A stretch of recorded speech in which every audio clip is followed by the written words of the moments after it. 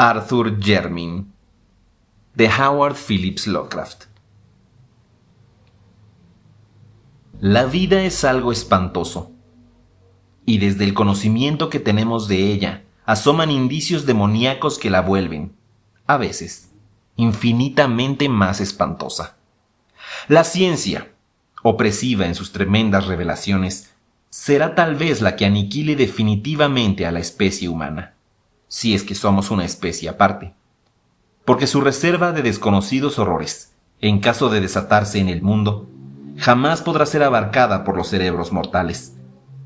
Si tan solo supiéramos qué somos, haríamos lo mismo que hizo Arthur Jermyn, que empapó sus ropas de petróleo y se prendió fuego una noche. Nadie guardó sus restos carbonizados en una urna y nadie levantó un monumento funerario, ya que aparecieron ciertos documentos y cierto objeto dentro de una caja que han hecho que los hombres prefieran olvidar. Algunos de los que lo conocían niegan incluso que haya existido jamás.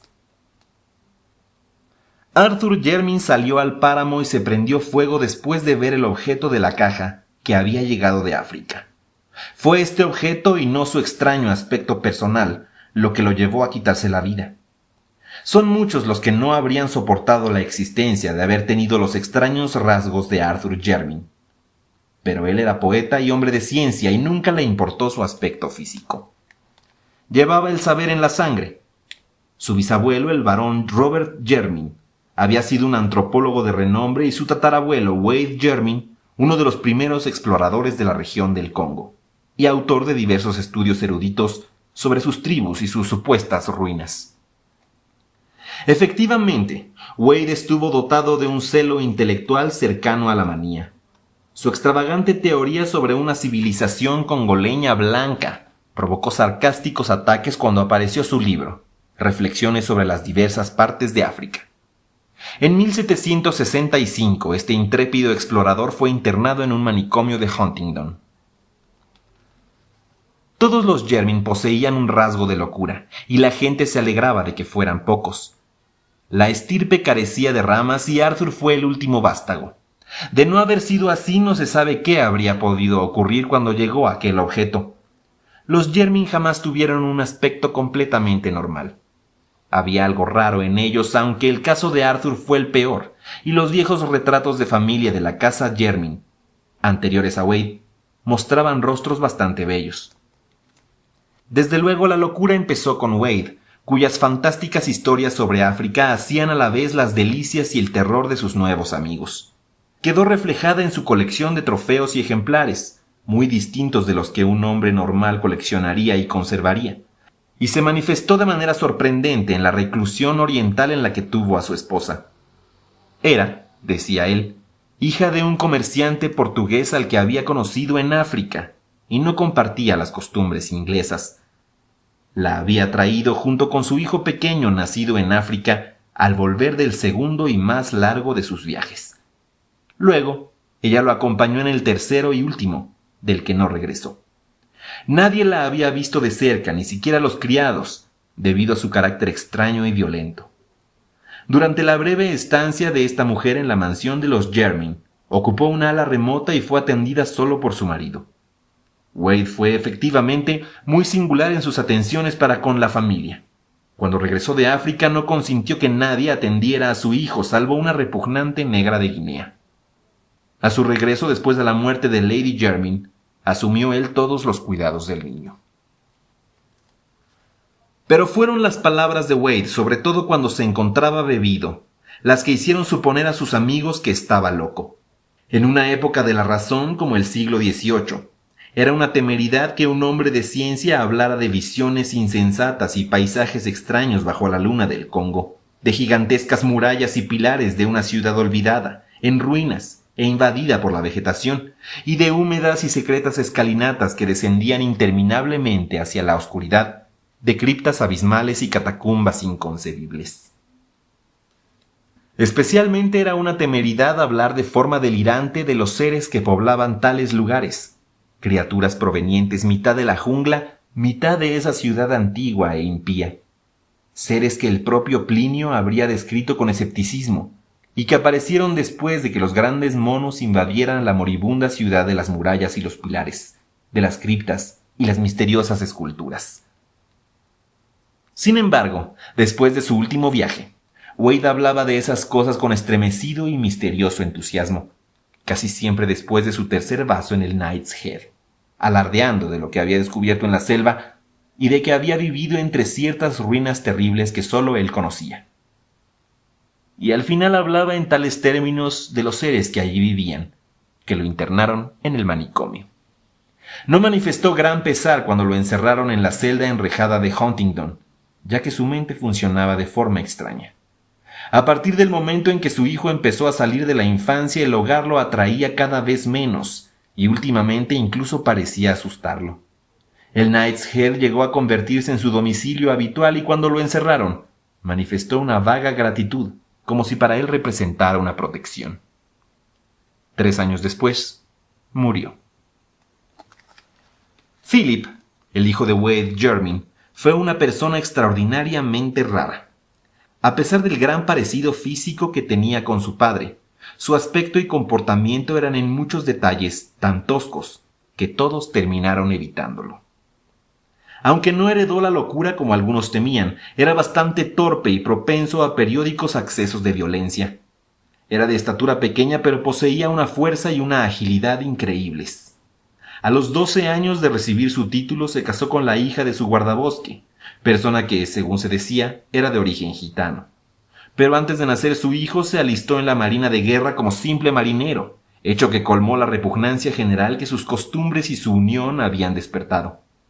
Al terminar la Guerra de América, circuló el rumor de que iba de marinero en un barco mercante que se dedicaba al comercio en África, habiendo ganado buena reputación con sus proezas de fuerza y soltura para trepar. Pero desapareció una noche cuando su barco se encontraba fondeado frente a la costa del Congo. Con el hijo de Philip Jermyn, la reconocida peculiaridad de la familia adoptó un sesgo extraño y fatal.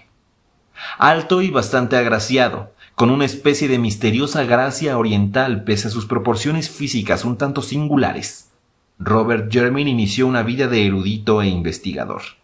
Fue el primero en estudiar científicamente la inmensa colección de reliquias que su abuelo demente había traído de África, haciendo célebre el apellido en el campo de la etnología y la exploración. En 1815 Robert se casó con la hija del 7º vizconde de Brightholm, con cuyo matrimonio recibió la bendición de 3 hijos. El mayor y el menor jamás fueron vistos públicamente a causa de sus deformidades físicas y psíquicas. Abrumado por estas desventuras, el científico se refugió en su trabajo e hizo 2 largas expediciones al interior de África. En 1849, su segundo hijo, Neville, persona especialmente repugnante que parecía combinar el mal genio de Philip Jermyn y la hauteur de los Brightholm, se fugó con una vulgar bailarina, aunque fue perdonado a su regreso un año después. Volvió a la mansión Jermyn, viudo y con un niño, Alfred, que sería con el tiempo el padre de Arthur Jermyn.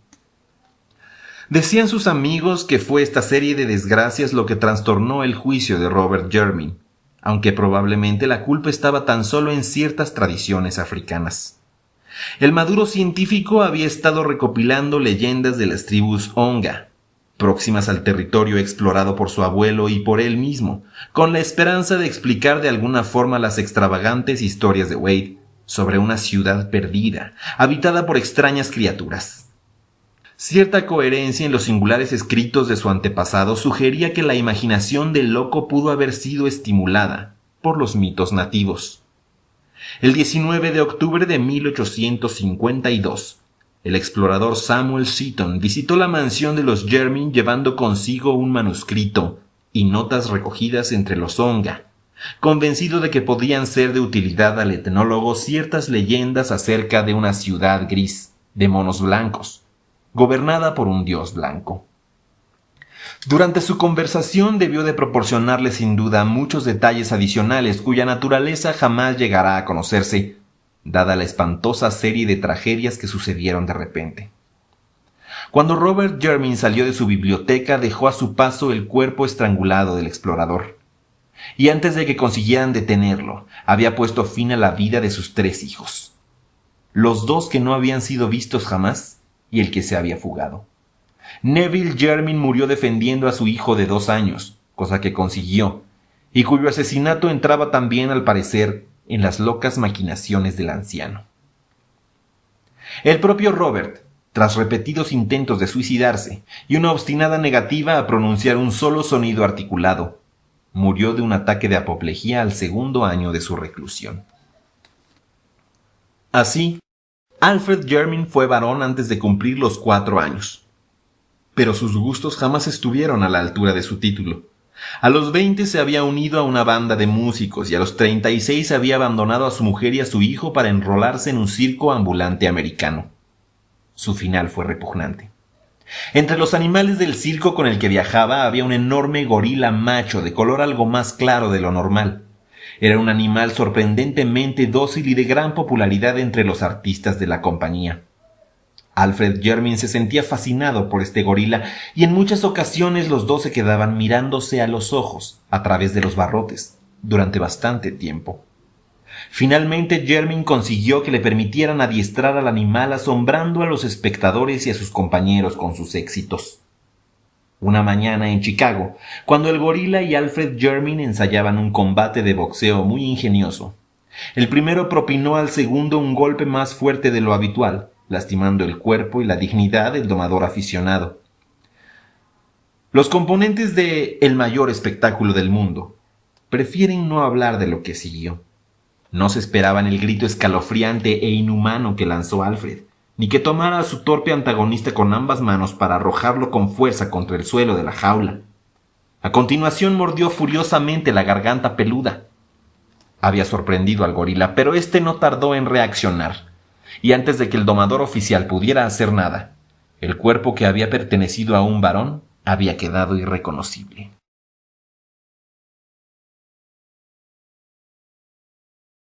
Arthur Jermyn era hijo de Alfred Jermyn y de una cantante de music hall de origen desconocido. Cuando el marido y padre abandonó a su familia, la madre llevó al niño a casa de los Jermyn, donde no quedaba nadie que se opusiera a su presencia.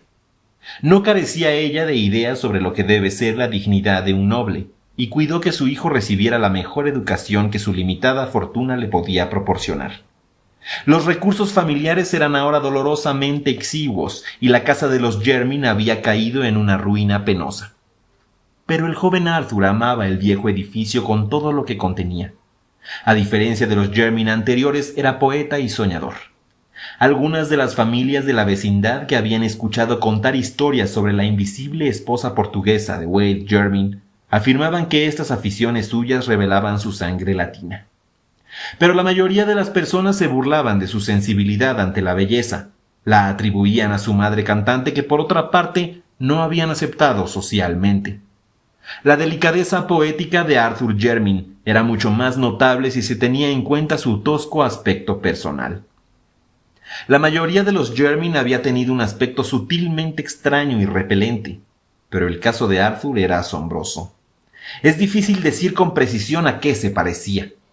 Su expresión, su ángulo facial y la longitud de sus brazos producían una viva repugnancia en quienes lo veían por primera vez.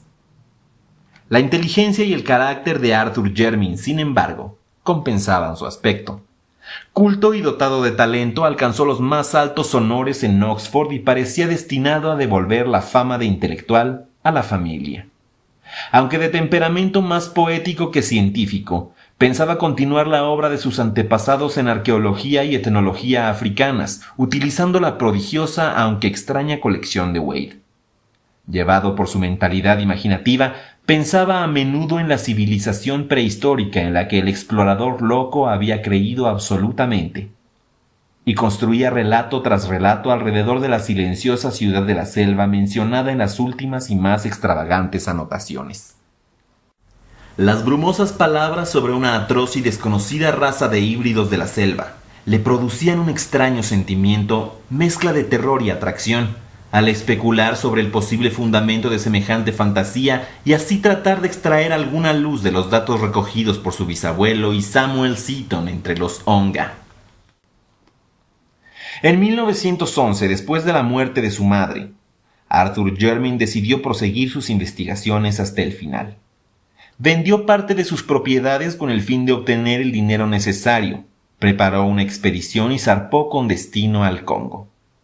Contrató a un grupo de guías con la ayuda de las autoridades belgas y pasó un año en las regiones de los Onga y Kaliri, donde descubrió muchos más datos de lo que él esperaba. Entre los Kaliri había un anciano jefe llamado Muanu, que poseía no solo una gran memoria, sino un grado de inteligencia excepcional y un gran interés por las tradiciones antiguas. Este anciano confirmó la historia que Jermin había oído, agregando su propio relato sobre la ciudad de piedra y los monos blancos, tal como él la había oído contar. Según Muanu, la ciudad gris y las criaturas híbridas habían desaparecido, aniquiladas por los belicosos Mbagus, hacía muchos años. Esta tribu, después de destruir la mayor parte de los edificios y matar a todos los seres vivientes, se había llevado a la diosa disecada que había sido el objeto de la incursión. La diosa mono blanca a la que adoraban los extraños seres y que las tradiciones del Congo indican como el cuerpo de la que había reinado como princesa entre ellos. Muanu no tenía idea del aspecto que debieron tener aquellas criaturas blancas y simiescas, pero estaba convencido de que eran ellas quienes habían construido la ciudad destruida. Jermin no pudo formarse una opinión clara, sin embargo, después de numerosas preguntas, consiguió una pintoresca leyenda sobre la diosa disecada. La princesa Mono, se decía, se convirtió en esposa de un gran dios blanco llegado de Occidente.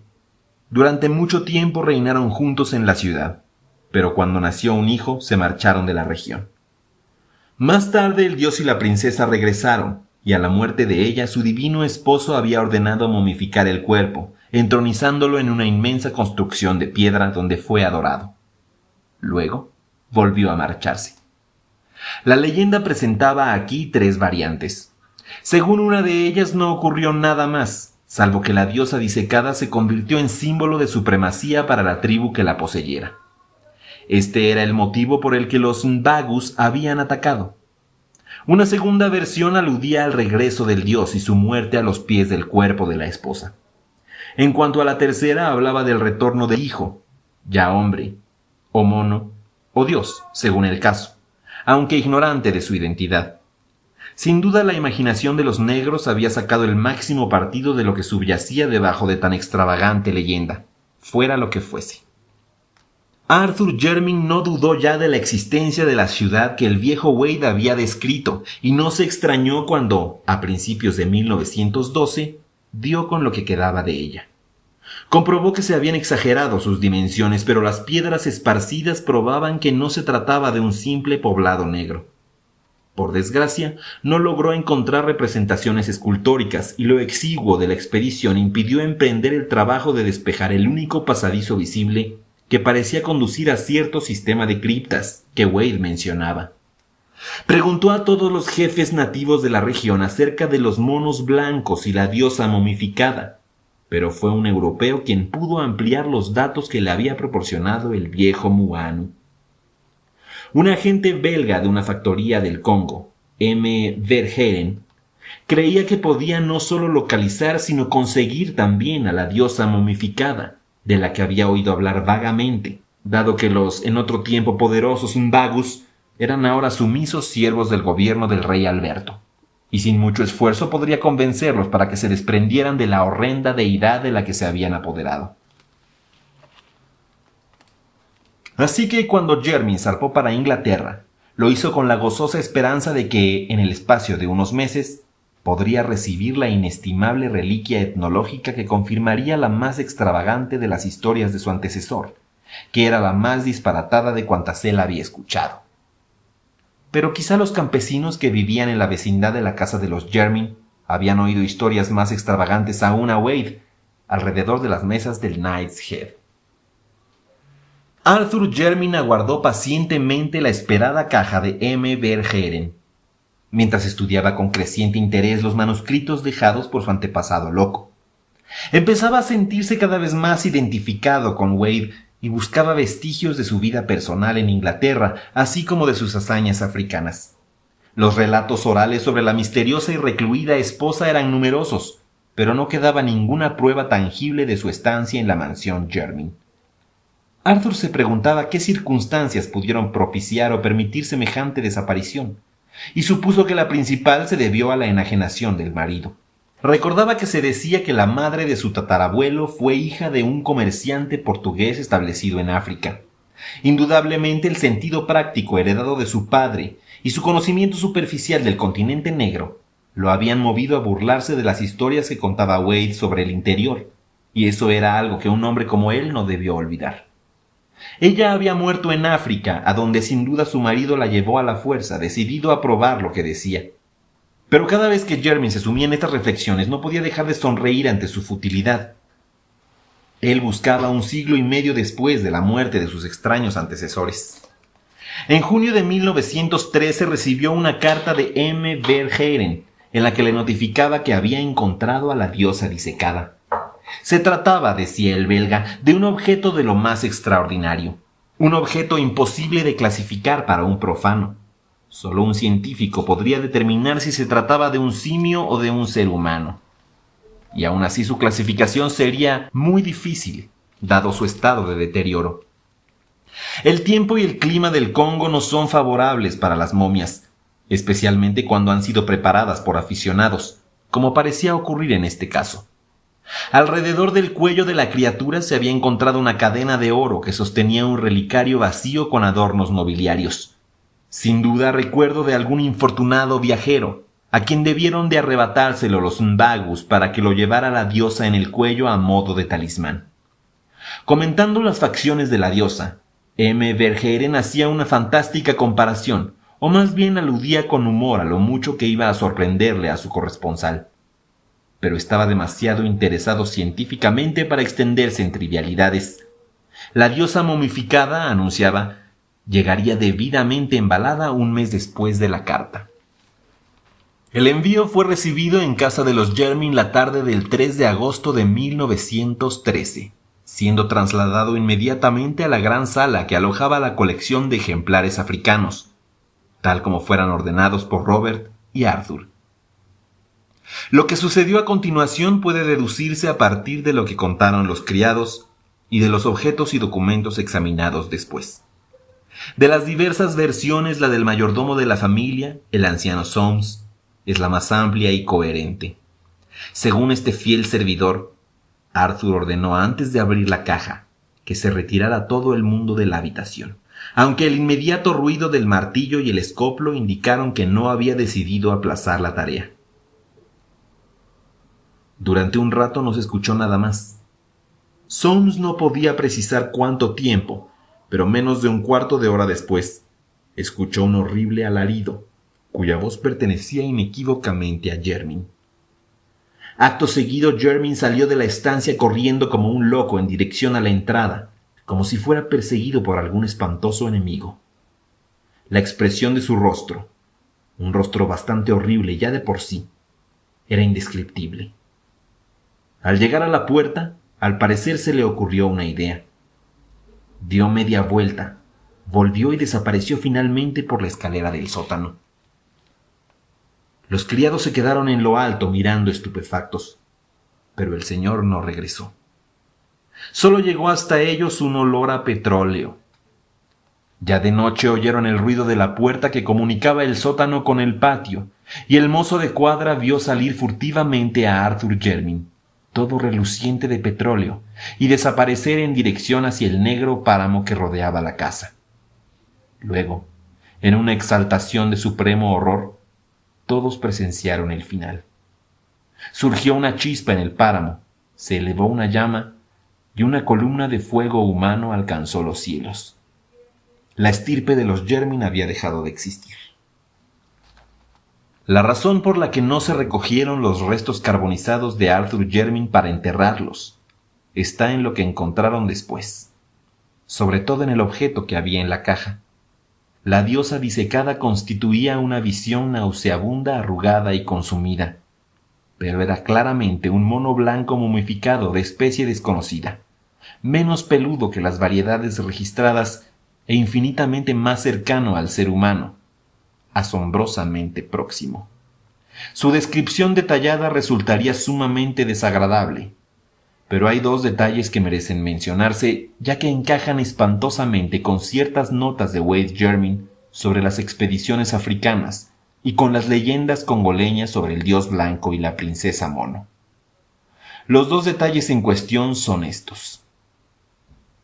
Las armas nobiliarias del relicario de oro que dicha criatura llevaba en el cuello eran las de los Jermyn, y la divertida alusión de M. Verhaeren a cierto parecido que le recordaba el apergaminado rostro se ajustaba con vívido, espantoso e intenso horror, nada menos que al del sensible Arthur Jermyn, hijo del tataranieto de Wade Jermyn y de su desconocida esposa. Los miembros del Real Instituto de Antropología quemaron aquel ser, arrojaron el relicario a un pozo, y algunos de ellos niegan que Arthur Jermyn haya existido jamás.